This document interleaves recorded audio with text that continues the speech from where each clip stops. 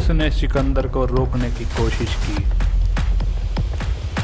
वो खुद अपने कदम रोक ले। सलमान खान आए हैं एक नई रीमेक के साथ जिसे ऑलरेडी लिखा गया था 2018 में। आप हमको बाहर ढूंढ रहे हो और हम आपके घर में इंतजार कर रहे हैं। लेकिन इसमें कितना सच है? अगर ये रीमेक है तो वो कौन सी साउथ की फिल्म है जिसकी ये कॉपी है, और अगर नहीं तो उसका प्रूफ क्या है? आ रहा हूँ मुंबई। क्योंकि इतना तो ऑफिशियल है कि सिकंदर मूवी के 3 से 4 राइटर्स हैं, जिसमें से एक राइटर ने मार्वल की फिल्म भी लिखी है। अब कौन सी है वो फिल्म, ये जानने से पहले ये वीडियो देखिए। छन छन करती छाल चुबेली दुनिया लगती रंग रंगीली रे। कुछ समझ आया? इस वीडियो से क्लियरली पता चल रहा है कि रश्मिका की कैरेक्टर की डेथ हो जाती है। अब कैसे, आइए जानते हैं। फिर इस जन्म में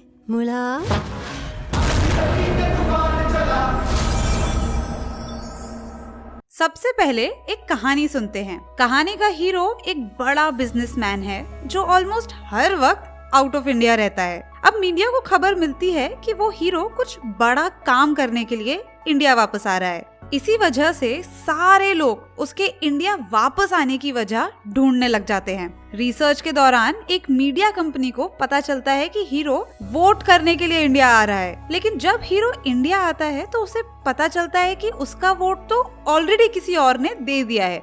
अब ये बोगस वोट किसने दिया, इस सिस्टम के पीछे किसका हाथ है, ये खोजने की जिम्मेदारी है ऑब्वियसली हीरो की। अब क्या हीरो इस सब का पता लगा पाएगा? ऐसी कहानी है 2018 की सरकार मूवी की, जिसे डायरेक्ट किया था AR मुरुगदोस ने, और अब यही डायरेक्टर सिकंदर मूवी भी डायरेक्ट कर रहे हैं। इसीलिए बहुत से लोगों का कहना है कि सिकंदर मूवी सरकार का रीमेक है। लेकिन सच बात तो ये है कि सिकंदर मूवी किसी भी मूवी का रीमेक नहीं है। अब इस स्टेटमेंट को प्रूव करने के पीछे 3 वजह हैं, जिसमें पहली वजह है इस मूवी की कास्ट।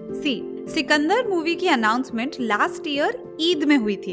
इस अनाउंसमेंट में बस सलमान की कास्ट रिवील हुई थी। फिर नेक्स्ट मंथ में रश्मिका, सत्यराज और प्रतीक बब्बर की कास्ट अनाउंस हुई। फिर इसके बाद वरुण धवन की नीस अंजलि धवन के डेब्यू की खबर आ गई। इवन मीडिया में ये भी कहा जा रहा था कि इस मूवी में सुनील शेट्टी एक स्पेशल रोल करने वाले हैं, और यही कास्ट देखकर लोग इस फिल्म को सरकार मूवी से जोड़ने लगे। लेकिन जब सितंबर में शर्मन जोशी के साथ साथ काजल अग्रवाल की भी कास्ट अनाउंस हुई, तब लोगों का ये शक यकीन में बदल गया। टिल नाउ तो लोगों को लग रहा था कि काजल सलमान के अगेंस्ट दिखाई देने वाली हैं। लेकिन फिर आया होली का सॉन्ग, जिसे देखकर लोगों का प्रेडिक्शन एकदम गलत साबित हुआ, क्योंकि इस गाने में काजल सलमान के साथ थी, ना कि अगेंस्ट। तो इस वजह से इसे एक रीमेक कहना शायद गलत हो सकता है। लेकिन अब आते हैं दूसरी वजह पर, जो कि है इसके राइटर्स। अब भले ही फिल्म को AR मुरुगदोस ने लिखा है, लेकिन इस फिल्म के डायलॉग्स और 3 राइटर्स ने मिलकर लिखे हैं,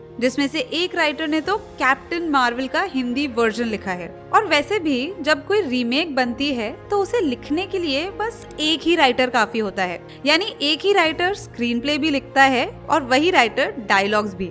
लेकिन जब किसी फिल्म में 3 डायलॉग राइटर्स हो तो उस फिल्म को रीमेक कहना बहुत गलत होगा। सो अब आते हैं तीसरे और सबसे इम्पोर्टेंट रीजन पर, जो ये कंफर्म करता है कि सिकंदर मूवी एक ओरिजिनल स्टोरी है। तो वो रीजन है इस फिल्म के डायरेक्टर AR मुरुगदोस। हाल ही में AR मुरुगदोस का इंटरव्यू हुआ, जिसमें उन्होंने बताया कि उन्हें 2008 से ही सलमान के साथ काम करने की बहुत इच्छा थी। 2008 में जब AR मुरुगदोस गजनी डायरेक्ट कर रहे थे, तब उनकी पहली चॉइस सलमान ही थे। लेकिन सलमान को स्क्रिप्ट कुछ खास पसंद नहीं आई, और यही कारण था कि उन्होंने वो रोल रिजेक्ट कर दिया। फिर कुछ साल बाद AR मुरुगदोस ने 4 से 5 स्क्रिप्ट सलमान को सुनाई, लेकिन तब भी एक भी स्क्रिप्ट सलमान ने एक्सेप्ट नहीं की। फिर मीडिया में खबर आई कि सलमान मुरुगदोस को पसंद नहीं करते, बट ऐसा कुछ नहीं था, क्योंकि सलमान की जो फिल्म है जय हो, उसे ओरिजिनली AR मुरुगदोस ने ही लिखा था, बट एज अ डायरेक्टर वो मूवी पर काम नहीं कर पाए। इसी वजह से AR मुरुगदोस का कहना था कि उन्हें सलमान के लिए ओरिजिनल स्टोरी लिखनी है, जिसे वो खुद डायरेक्ट करना चाहते हैं। और यहीं से शुरू हुआ सिकंदर का सिलसिला। अब भले ही ये ओरिजिनल स्टोरी हो, लेकिन गाने और ट्रेलर देखकर आप इस फिल्म की स्टोरी जरूर प्रेडिक्ट कर सकते हैं। जैसे ये कहानी 2 स्टोरी लाइन रिप्रेजेंट कर रही है, जिसके पास्ट में रश्मिका है और प्रेजेंट में काजल। क्योंकि होली के गाने में हम क्लियरली देख सकते हैं कि इनमें शूट हुआ रश्मिका का एक शॉट असल में एक ड्रीम सीक्वेंस था। फिर इस जन्म में शायद ऐसा कुछ हो सकता है कि कुछ हादसा हुआ है जिसका बदला लेने सल्लू भाई जरूर आएंगे और वो लड़ाई जीत भी जाएंगे, एक वॉरियर की तरह, एक योद्धा की तरह, क्योंकि सिकंदर का फारसी मीनिंग योद्धा ही है। बट एक मिनट, सिकंदर नाम की फिल्म ऑलरेडी 1941 में रिलीज हुई थी, तो फिर इस फिल्म को सेम नाम कैसे दे दिया? क्या इस केस में कॉपीराइट इशू नहीं हो सकता? तो इसका आंसर है खुद सिकंदर। कॉपीराइट इशू हमेशा ओरिजिनल वर्क पर आता है, बट सपोज अगर किसी फिल्म का नाम हिस्टोरिकल इवेंट्स और कैरेक्टर्स पर बेस्ड है, तो इस केस में वो टाइटल फ्री टू यूज हो जाता है, और इसी वजह से सिकंदर नाम को विदाउट कॉपीराइट कोई भी यूज कर सकता है। अब पता करते हैं इस फिल्म के फ्यूचर की, यानी बॉक्स ऑफिस कलेक्शन की, जिसकी रिकवरी ऑलरेडी हुई है। सिकंदर का बजट 200 करोड़ है, जिसमें 120 करोड़ तो सलमान खान ने खुद ही चार्ज कर लिया है। ये film all over India 5000 screens पर रिलीज होने वाली है। इनफैक्ट इस फिल्म को ऑलरेडी नेटफ्लिक्स ने 168 करोड़ में खरीद भी लिया है। So overall cast, well established music company, 5000 screen, Netflix, successful director, Eid का माहौल and one and only Sallu भाई को देखकर इतना तो कह सकते हैं कि ये फिल्म बॉक्स ऑफिस पर हिट जरूर है। वैसे भी सलमान के प्रीवियस फिल्म्स को देखकर सभी फैंस की निगाहें भाई के कमबैक पर हैं। देखा जाए तो टाइगर 3 के बाद भाई की फिल्म आई ही नहीं। भले ही सिंघम अगेन एंड बेबी जॉन में भाई का कैमियो हुआ है, बट एक फुल फ्लेजेड सल्लू भाई फिल्म 2023 के बाद आई ही नहीं है। सेम गोज फॉर काजल अग्रवाल। 2021 की मुंबई सागा करने के बाद काजल बॉलीवुड इंडस्ट्री से जैसे खो ही गई थी। Even Sajid Nadiadwala and Salman Khan collaboration का भी कमबैक होने वाला है। 1996 से चलता आ रहा ये कोलैबोरेशन सिर्फ 2014 तक चला, इसलिए फैंस भी इस कोलैब से बेहद खुश है। आपको क्या लगता है, भाई का कमबैक होगा या नहीं?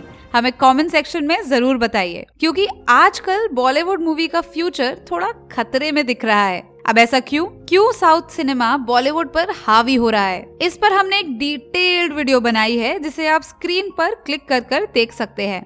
हम फिर मिलते हैं एक नए इंटरेस्टिंग टॉपिक के साथ। Thank you for watching.